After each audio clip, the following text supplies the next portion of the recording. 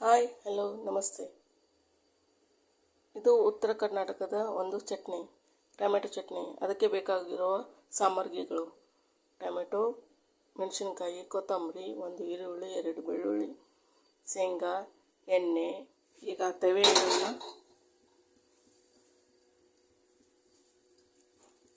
ತವೆ ಮೇಲೆ 2 ಸ್ಪೂನ್ ಎಣ್ಣೆ, ಆಯಿಲ್,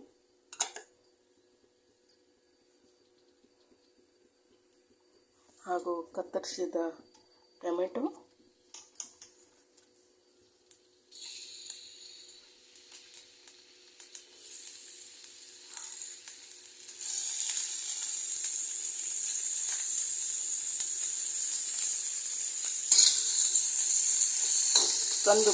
ಕಂದು ಬಣ್ಣ ಬರುವವರೆಗೂ ಫ್ರೈ ಮಾಡೋಣ.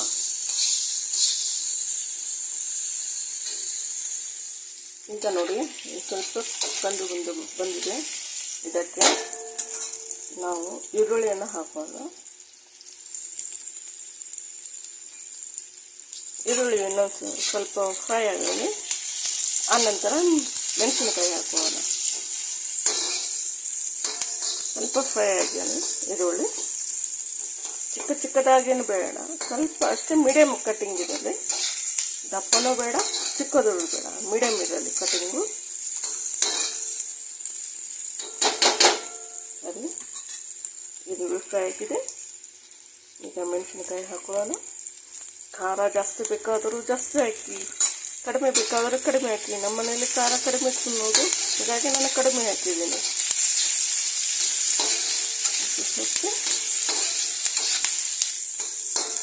ಸ್ವಲ್ಪ ಫ್ರೈ ಆಗಲಿ. ನೋಡಿ, ಆಗೋಕ್ಕಿಂತ ಈಗ ಫ್ರೈ ಆಗಿದೆ ಚೆನ್ನಾಗಿ. ಬಟ್ ಸಾರಿ, ಒಂದು ಕಡ್ಡಿ ಕೆರಬೇವು ಮರ್ತಿದ್ದೆ, ಹಾಕಬೇಕು. ನಂತರ ಹಾಕಬೇಕು, ಫ್ರೈ ಮಾಡ್ಕೋಬೇಕು. ಆನಂತರ ಹಸಿ ಶೇಂಗಾ ಚೂರು,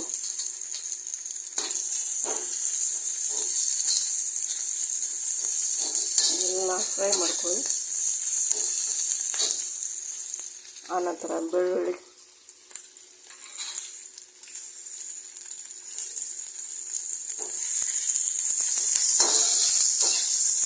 ಫುಲ್ ಗೋಲ್ಡನ್ ಬ್ರೌನ್ ತನಕ ಫ್ರೈ ಮಾಡ್ಕೊಳ್ಳಿ. ಬರೋವರೆಗೂ ಫ್ರೈ ಮಾಡ್ಕೊಳ್ಳಿ.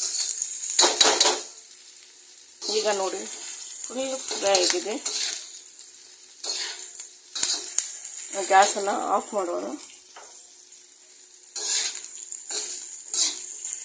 ಸ್ವಲ್ಪ ತಣ್ಣಗಾಕಿ ಬಿಡೋಣ ಇದನ್ನು.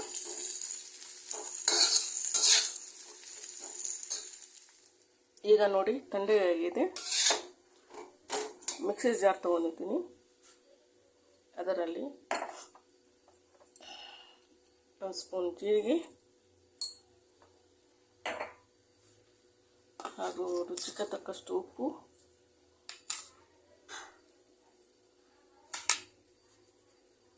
ಹಾಗೂ ಕೊತ್ತಂಬರಿ ಸೊಪ್ಪು.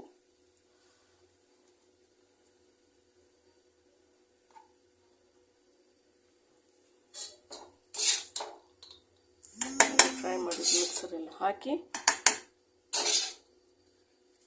ತರಿಯಾಗಿ ರುಬ್ಬಿಕೊಳ್ಳೋಣ. ನೋಡಿ, ರುಬ್ಬಿಕೊಂಡು ಆಗಿದೆ. ತರಿಯಾಗಿ ರುಬ್ಬಿದೆ. ನೋಡಿ, ಈ ಥರ ರುಬ್ಬಬೇಕು.